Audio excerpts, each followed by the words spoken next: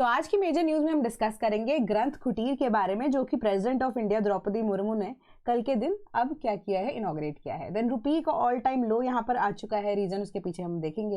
And India और European union की जो टाइज है वो बेटर कैसे हो सकती है आने वाले टाइम में, एंड कैसे ये जो एग्रीमेंट या जो टाई है इस बार डिफरेंट है फ्रॉम अ नॉर्मल कोऑपरेशन और मेमोरेंडम ऑफ अंडरस्टैंडिंग जो कि कंट्रीज के बीच में साइन होता है। So welcome to Sleepy Classes. तो for the current affairs of 2026 24 जनवरी के हम डिस्कस करेंगे from the Hindu and related multiple choice questions को भी डिस्कस करेंगे। पहली न्यूज आपकी क्या कह रही है, GIFT City draws interest at World Economic Forum 2026। World Economic Forum कहाँ पे, स्विट्जरलैंड में दावोस में इस बार ऑर्गेनाइज हुआ है। तो वहां पर गुजरात की आप कह सकते हो कि जो गिफ्ट सिटी है जो सरकार ने यहाँ पर अनाउंस की है, जो कि स्पेसिफिक आपको दो पार्ट में बेसिकली वो डिवाइडेड है, ठीक है। तो आपको स्पेशल इकोनॉमिक जोन भी वहां पर प्रोवाइड कर रही है। तो गिफ्ट सिटी का एक मेजर आइडिया क्या होता है कि एक ऐसी आपको स्पेशलाइज जगह दे दी है which is of international level, ठीक है, जहां पर आप various kind of banking facilities वगैरह सब कुछ लेकर आ सकते हो। बैंकिंग फैसिलिटी से लेकर इंटरनेशनल ऑर्गेनाइजेशन से रिलेटेड सब कुछ चीजों को मेजरली जो कि बैंकिंग सेक्टर के साथ डील करती है, एक ऐसा ट्रेड जोन जो है उसको इस्टेब्लिश किया जा सके जहां पे वर्ल्ड वाइड कनेक्टिविटी है एंड रिलेटेड। अब जो क्वेश्चन के थ्रू मैं आपको चीजें बताऊंगी, तो मतलब कहने का यही है कि जो गिफ्ट सिटी है गुजरात की, उसने आईज ऑफ द इन्वेस्टर्स यहाँ पे वर्ल्ड इकोनॉमिक फोरम की गेन की है कि वहां पर अगर इन्वेस्ट करना चाहते हैं फाइनेंशियल इंस्टीट्यूशंस हो गए, ठीक है, Euroclear, Marsh McLennan, then Invesco, Nasdaq, Visa, ये सब कुछ यहाँ पर इनके लिए आईएफएससी के कंप्लायंस के थ्रू जो रेगुलेशन यहाँ पर है सरकार मेंटेन कर रही है उसको बनाकर देगी। इंश्योरेंस, फिनटेक कंपनीज वो सब यहाँ पर इन्वेस्ट करने चाहते हैं अगर, तो वो कर सकते हैं। तो क्वेश्चन को डिस्कस करते हैं। Consider the following in the context of GIFT City. पहली स्टेटमेंट कह रही है it is India's first operational international financial services centre. Second, NRIs can get benefit from investment opportunities. Which of the statements above is are correct? तो fairly थोड़ी सी statement जो है वो जेनरिक आपको समझ में आ गई होंगी। तो इंडिया की पहली ऐसी operational international financial services centre है ये। तो गिफ्ट सिटीज ना जनरली अगर आप देखो तो सिंगापुर हो गया, तो और इसके अलावा गिफ्ट सिटी में वैसे गुजरात वर्ड आता है, बट गिफ्ट सिटीज का काइंड ऑफ आइडेंटिकल चीजें जो है गुजरात के अलावा भी अगर आप देखो, इंडिया की तो पहली है ये, ठीक है। सिंगापुर हो गया, इवन दुबई हो गया, ये सभी जगहों पर होता है, तभी इन्वेस्टमेंट को खींचने के लिए अच्छा तरीका होता है ना। तो अब यहाँ पर हम सर्विस सेक्टर, IT इन सबको भी बुला रहे हैं, है ना। एंड जॉब क्रिएशन भी होगी, प्लस मल्टीपल चीजें हैं, बेनिफिट होगा, ग्लोबलाइजेशन का जो बेनिफिट है वो मिलेगा, प्लस जो एनआरआईज है उनका बेनिफिट यहाँ पर इन्वेस्टमेंट अपॉर्चुनिटी से कैसे होगा, क्योंकि ये अगर आईएफएससी के through, that is international financial service centre के थ्रू यहाँ पर अप्लाई भी करते हैं, है ना। तो उससे क्या होगा कि इनको जो कैपिटल गेन्स होंगे ना वो 0% इंटरेस्ट पे प्रोवाइड किए जाएंगे, एंड मल्टीपल ऐसे बेनिफिट्स अपॉर्चुनिटीज जो है वो यहाँ पे प्रोवाइड किए जा रहे हैं under this GIFT City just to attract investment, है ना। एंड मल्टीपल कंपनीज जो कि इंडिया के अंदर अब खुल सकती हैं। So correct answer is option number C. तो इन डिटेल आपको यहाँ पर आंसर दे दिया गया है, इसको गो थ्रू कर लेना जब टेलीग्राम ग्रुप पे PDF आएगी। Then ambitious scheme to spur next generation battery manufacture in India hits a hurdle. तो अब यहाँ पर नाम क्या है इसका, एडवांस केमिस्ट्री सेल से रिलेटेड जो PLI स्कीम थी, ठीक है, PLI scheme, production link incentive scheme. तो अब उसके अकॉर्डिंगली आत्मनिर्भरता को यहाँ पर सरकार चाहती है पाना, है। तो वही in the battery manufacturing sector में भी यहाँ पर सरकार चाहती थी। तो सरकार ने क्या किया, प्रोडक्शन लिंक इंसेंटिव जो है उसको उस स्कीम को लॉन्च किया था। तो उसके अकॉर्डिंगली अब सरकार चाह रही थी कि हम cell manufacturing capacity 50 gigawatt hours by 2026 ले आए, जो कि अभी पॉसिबल ही नहीं हो पा रहा है, क्योंकि 1.4 gigawatts per hour worth of battery cell जो है वो सिर्फ कमीशन किए गए हैं ऑन टाइम, और 8.6 gigawatt per hour is under the development, but वो डिले हो चुकी है। एंड 2021 में इस प्लान को एनविसाज किया गया था नेक्स्ट 5 ईयर्स के लिए, है ना। तो ये अब आप देखोगे कि जो हमारी कैपेसिटी है when it comes to the cell building components, है ना, वो भी नहीं है, एंड यहाँ पर जो एक्सपर्टीज है हमें वो भी नहीं मिल रही है। उसके अलावा अगर आप देखो चाइना के साथ जैसे हमारी डिप्लोमेसी ओपन हो गई, तो हमने वीजाज जो है वो चाइनीज लोगों के लिए ओपन भी कर दिया when it comes to you can say ambitious projects India के लिए। टूरिज्म सेक्टर तो है ही है ना। तो उनमें से अब क्या हो रहा है कि जो वीजा के, अब सरकार ने बोला था कि 45 डेज के अंदर अंदर हम वीजा आपको प्रोवाइड कर देंगे अगर कोई चाइना से इंडिया के अंदर आना चाहता है फॉर रिसर्च पर्पसेस ऑल्सो, या सरकारी काम के लिए, या इन शॉर्ट मैं बताऊं इस स्कीम से रिलेटेड काम करने के लिए भी, है ना। तो अपना नॉलेज ट्रांसफर या नॉलेज शेयरिंग करने के लिए भी, तो वो वीजा जो है वो डिले होते हुए यहाँ पर नजर आ रहे हैं, जिस वजह से अगर आप देखो कि कैपेसिटी इंडिया के पास भी इतनी नहीं है। प्लस दूसरी चीज ये है कि building products like battery components also या बैटरी रिलेटेड जो प्रोजेक्ट्स है वो बहुत ज्यादा कॉस्ट लेते हैं, ठीक है, इकोनॉमिक बिल्कुल भी नहीं है ना। मतलब कि हाई नेटवर्थ रिक्वायरमेंट है यहाँ पर 2.25 बिलियन, ठीक है, अब पर गीगावाट आर की प्रोडक्शन के हिसाब से। अब वो इतनी ज्यादा हमारे पास पार्टिसिपेशन डोमेस्टिक लेवल पे भी है नहीं। उसके बाद जो कंपनीज हैं जिन्होंने इनिशियली यहाँ पर इन्वेस्ट करना चाहा भी था, जैसे ओला इलेक्ट्रिक होगी, रिलायंस न्यू एनर्जी होगी, ह्यूंडई ग्लोबल होगी, राजेश एक्सपोर्ट्स हो गए, उनको यहाँ पर टेंडर जरूर मिले, बट आप देखो कुछ मेजर इनोवेशन नहीं लेके आ पाए, और इवेंचुअली उन्होंने क्या किया, वो वापस बैकआउट कर चुके हैं। एंड बहुत सारे ऐसी जो कंपनीज है जिनके पास ये थोड़ी बहुत इनोवेशन एग्जिस्ट भी करती है, उनके पास इतना पैसा यहाँ पर नहीं है, तो प्रोडक्शन लिंक इंसेंटिव कैसे हो सकता है ना, इनिशियल अगर आपके पास कैपिटल ही इतनी नहीं है कि आप उसको एक्सपैंड कर सको। तो इस वजह से अभी तक हमारी डिपेंडेंसी चाइना के ऊपर इसके ऊपर है। And China currently dominant supplier की तरह यहाँ पर सेल्स के लिए काम कर रहा है। And one of the aims क्या है of the scheme, to reduce India's dependence on this particular country,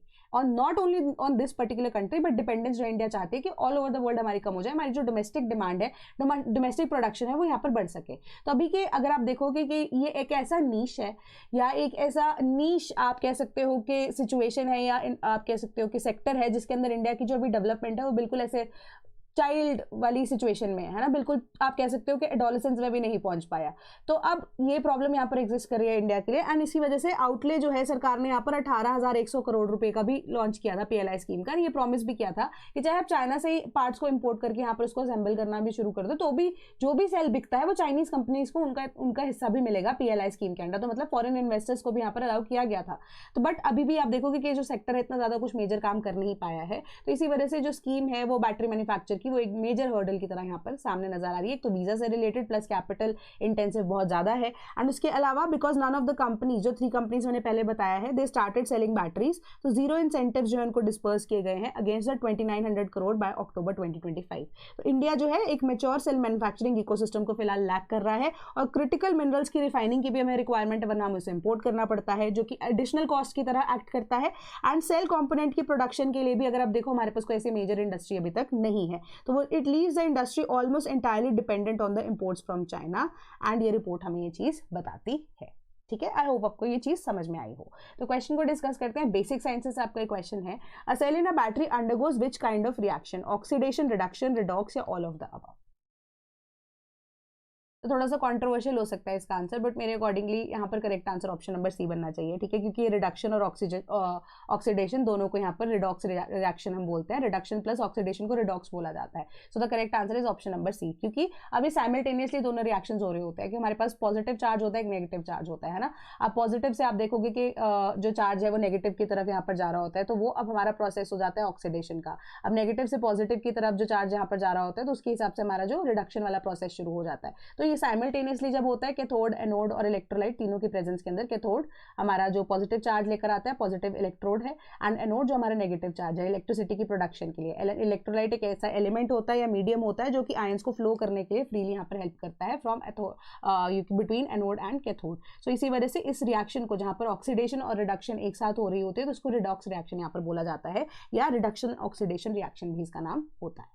ठीक है, कि एक ऐसी बैटरी, एक ऐसी डिवाइस होती है जिसके अंदर केमिकल्स को स्टोर किया जाता है, केमिकल एनर्जी को कन्वर्ट किया जाता है इलेक्ट्रिकल एनर्जी, और ये जो केमिकल रिएक्शन है इसको रिडॉक्स रिएक्शन बोला जाता है। और एक आप बोलोगे कि बैटरी की बात की जा रही है यहाँ पर, और सेल का क्वेश्चन आपने पूछ लिया, तो बैटरी के अंदर मल्टीपल सेल्स जो है उसको यूज किया जाता है, तो जो प्रोसेस है वो सेम ही यहाँ पर रहता है। ठीक है, तो मुर्मू इनॉग्रेट्स ग्रंथ कुटीर एट राष्ट्रपति भवन। तो ग्रंथ कुटीर जो है राष्ट्रपति भवन में उनको इनॉग्रेट किया गया। तो अब वो क्या है, ग्रंथ कुटीर से आपको पता लग रहा है कि जैसे लाइब्रेरी है जो कि मैन्युस्क्रिप्ट्स एंड आप कह सकते हो बुक्स को यहाँ पर कंटेन कर रहा है, और आर्काइवल स्पेस भी है कि पुरानी जो हमारे पास आर्काइव्स हैं उसको भी यहाँ पर स्टोर किया गया है। तो 11 क्लासिकल लैंग्वेज, प्लीज इस चीज को यहाँ पर ध्यान में रखना, क्लासिकल लैंग्वेजेस है ना। क्लासिकल लैंग्वेजेस में आपको डिफरेंट, क्योंकि पीआईबी में इसको डिटेल के अंदर मैं डिस्कस करने वाली हूँ अभी। तो जो क्लासिकल लैंग्वेज है उनके रिलेटेड ही यहाँ पर जो मैन्युस्क्रिप्ट्स उनको स्टोर किया गया है, बुक्स उनको स्टोर किया गया है। कौन सी लैंग्वेजेस हैं, तमिल, संस्कृत, कन्नड़ा, मलयालम, ओडिया, मराठी, पाली, प्राकृत, असामीज एंड बंगाली। ठीक है, तो अब जो राष्ट्रपति भवन के द्वारा ये जो रिलीज है इसको इशू किया गया था, ग्रंथ कुटीर जो है इंडिया की rich and diverse cultural, philosophical, literary, आप कह सकते हो कि इंटेलेक्चुअल बुक्स को यहाँ पर पोर्ट्रे करता है। तो 2300 बुक्स जो है अराउंड कलेक्शन उनकी है, एंड 50 से ज्यादा ऐसी मैन्युस्क्रिप्ट्स हैं which is a part of the collection. तो अब क्वेश्चन को डिस्कस करते हैं थोड़ा सा और डिटेल में जानने के लिए। असर्शन एंड रीजनिंग का क्वेश्चन है ये कि Granth Kutir is an attempt to support the vision of Gyan Bharatam mission. And second आपकी रीजनिंग कह रही है many of these manuscripts are handwritten on traditional material such as palm leaf, paper, bark and cloth.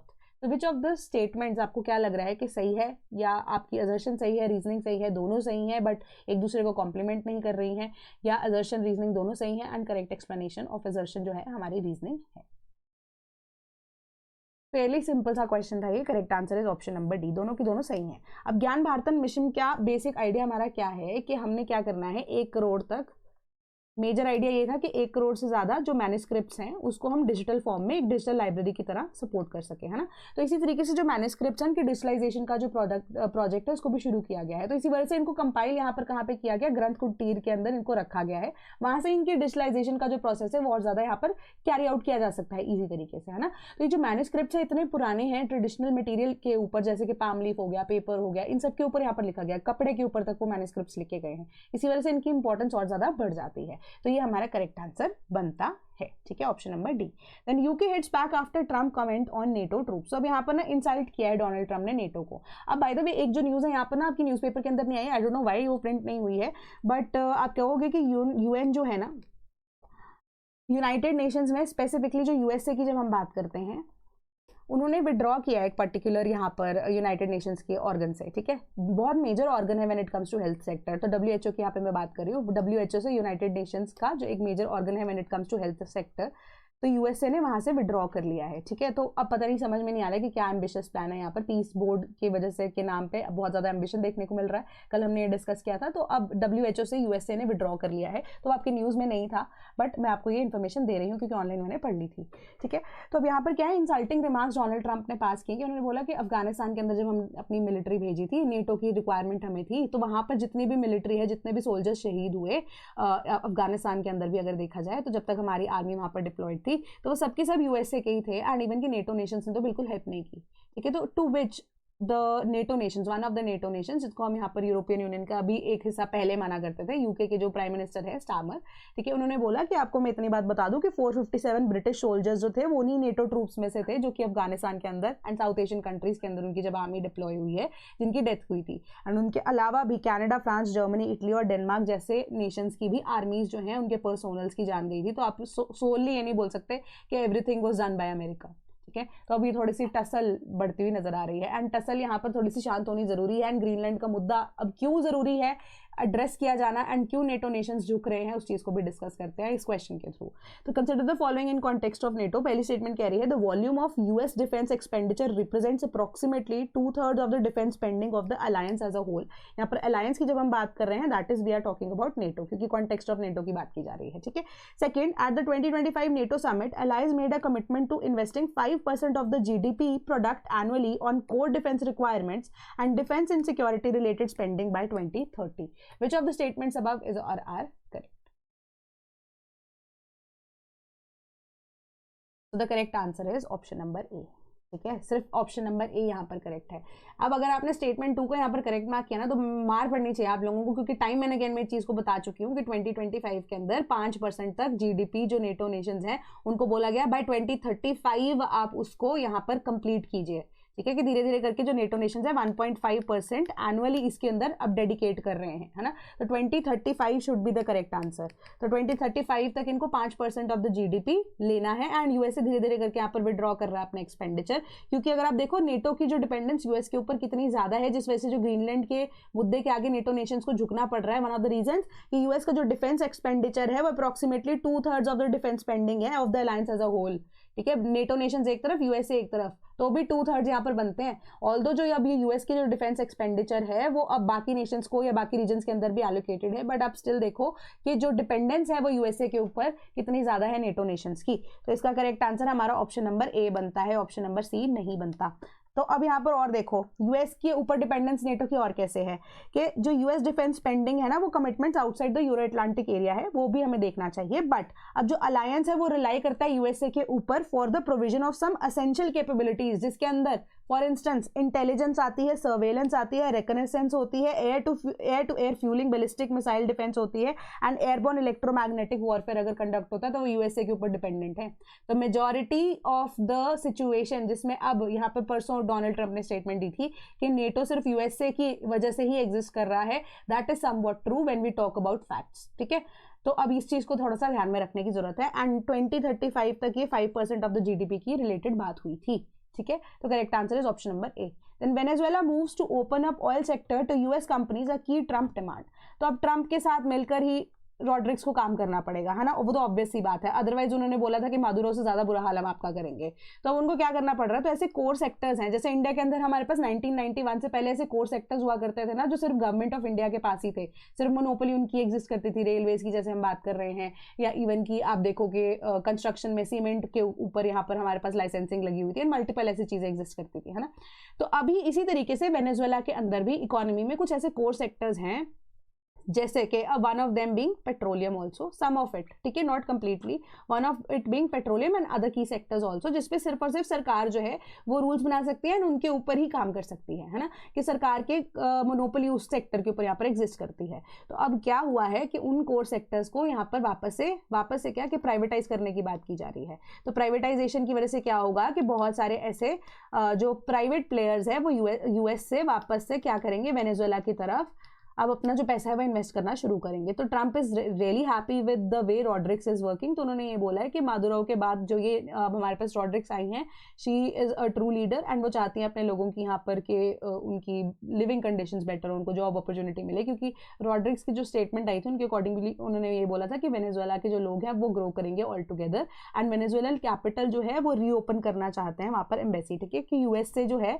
जैसे ही Maduro को arrest किया गया, USA के जो ऑनवॉय है वो वेनेजुएला गया, उन्होंने बोला कि हम यहाँ पर रीनेगोशिएट करना चाहते हैं ऐसे टर्म्स कि जिस बेसिस पे हम एम्बेसी को वापस जल्द से जल्द खोल सकें, है ना। 2019 के अंदर वो एम्बेसी बंद हो गई थी, बट उसके बाद आप देखो एम्बेसी जो है वापस से फंक्शनल हो चुकी है। एंड उनको जो ट्रंप ने ये चीज़ बोला रॉड्रिक्स को and called her leadership very strong and said कि United States is already taking a cut of Venezuela's oil के अंदर भी कट ऑलरेडी यूएसए को देना शुरू कर दिया है वेनेजुएला ने, है ना, कि Venezuela is going to be better than they have ever done. तो अब मतलब मे बी इनके आपस में एडजस्टमेंट हो चुकी होगी। तो PM launches development projects flags of train services in Kerala. तो अब ये जो ट्रेन सर्विसेज है वो उनका नाम क्या है, अमृत भारत एक्सप्रेस ट्रेन जो है वो अब क्या है, 1 passenger train allotted for Kerala in Thiruvananthapuram. जो अब यहाँ पे क्या है कि नए नए ऐसे प्रोजेक्ट्स जो है वो सरकार लॉन्च करना चाहती है साउथ के अंदर भी, क्योंकि साउथ में अगर आप देखोगे कि जो लोकल पार्टीज है ना उनका बहुत ज्यादा दबदबा है, ठीक है, तो उनके साथ अब बीजेपी के या तो अलायंस बन जाए, अलायंस बनना अगर पॉसिबल नहीं है तो वहां पर वो इलेक्शन के लिए फुटिंग अपना जरूर ढूंढ रही है ना। तो अब इसी वजह से क्या है कि वेरियस ऐसे प्रोजेक्ट्स जो है साउथ की तरफ टारगेट किए जाएंगे। So they want to conquer that region as well. तो पॉलिटिकलाइजेशन इसमें इन्वॉल्व है, तो डेवलपमेंटल प्रोजेक्ट्स जो है उसको भी यहाँ पर लॉन्च किया जा रहा है। प्लस अब यहाँ पर लॉन्च क्या किया गया, PM Svanidhi credit card on this occasion. उन्होंने कहा कि वाइल्ड ऐसा इनिशिएटिव है जो कि welfare of the poor specifically Kerala से शुरू करेंगे, ठीक है, कि वहाँ पे जो पुअर लोग हैं उनको यहाँ पर क्या है स्वनिधि क्रेडिट कार्ड प्रोवाइड किए जाएंगे एंड फैमिली से रिलेटेड अब आप कह सकते हो कि एक पर्टिकुलर खर्चा जो है उनको यहाँ पर दे दिया जाएगा।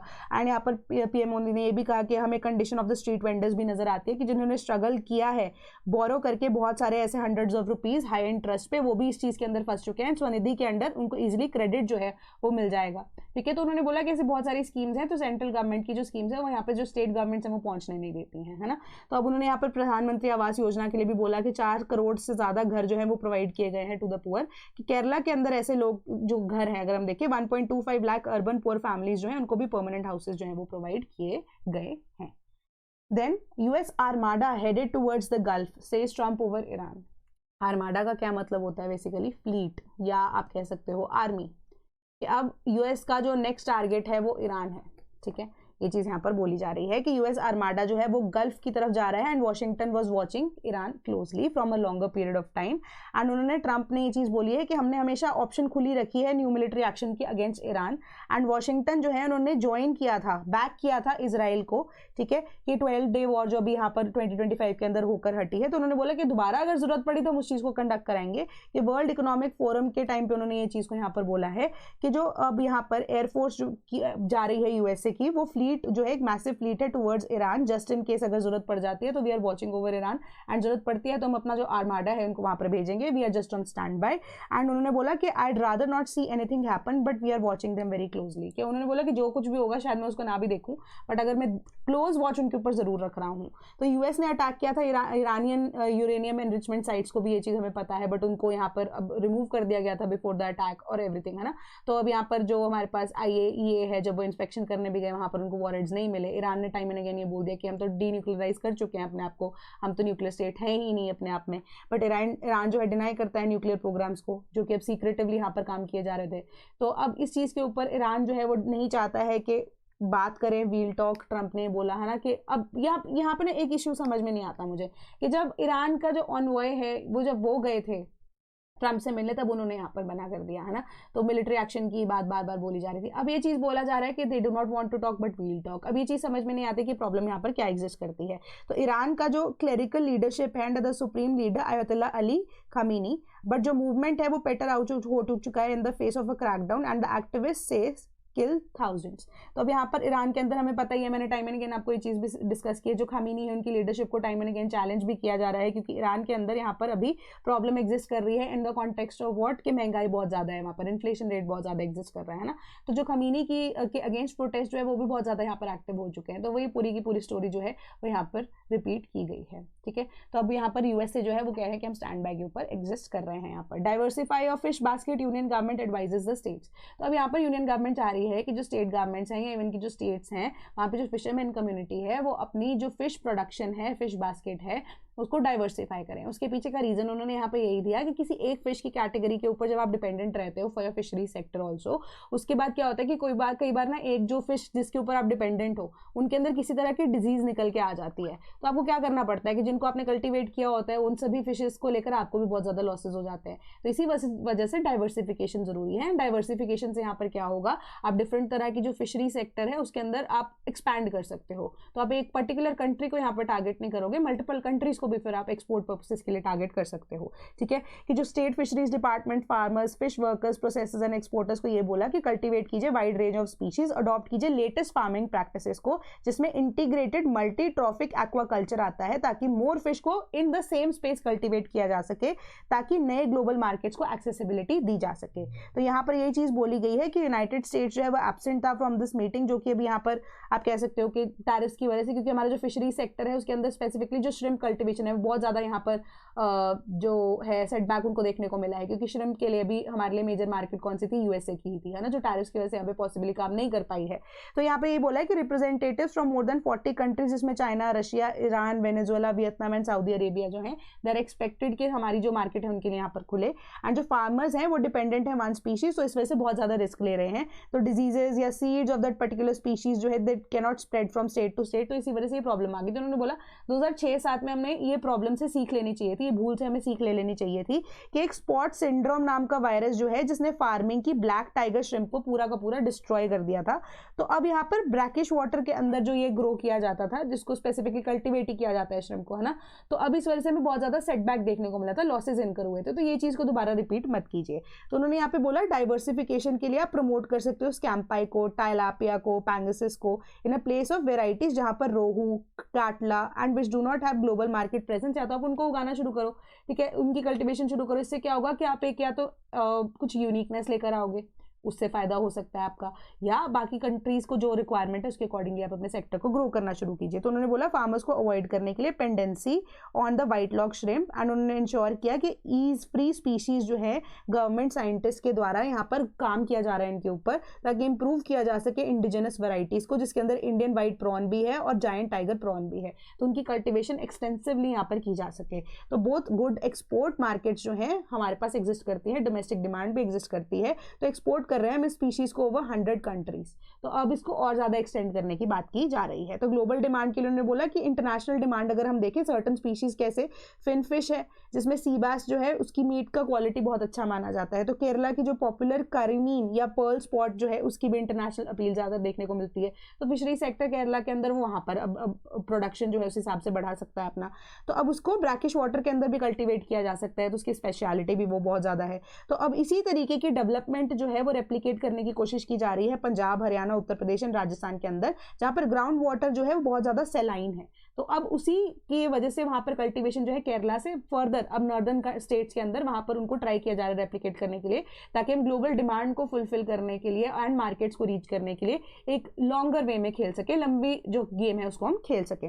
Then we want to turn wasteland into wealthland, ये चीज और यहाँ पर बोली गई है उनके द्वारा। एंड उन्होंने बोला कि सेंट्रल गवर्नमेंट स्टेट्स को हेल्प करना चाहती है ताकि सीवीड, मेरीन जो हमारे पास केज कल्चर है वो कॉमन प्रैक्टिस चाइना और नॉर्वे के अंदर उसको भी प्रैक्टिस किया जा सके। And we will cultivate fish according according to the culinary traditions, ठीक है। तो हमारी जो cuisine है उसकी ट्रेडिशंस या इवन की जो अब्रॉड कंट्री जिनको हम केटर कर रहे हैं, एक्सपोर्ट जहाँ पर कर रहे हैं, उनकी जो cuisine या खाने से रिलेटेड उनके ट्रेडिशंस हैं, उसी के अकॉर्डिंगली जो डिमांड आती है उसके हिसाब से हम कल्टिवेशन यहाँ पर प्रोसेस को कैरी आउट करने की कोशिश करेंगे।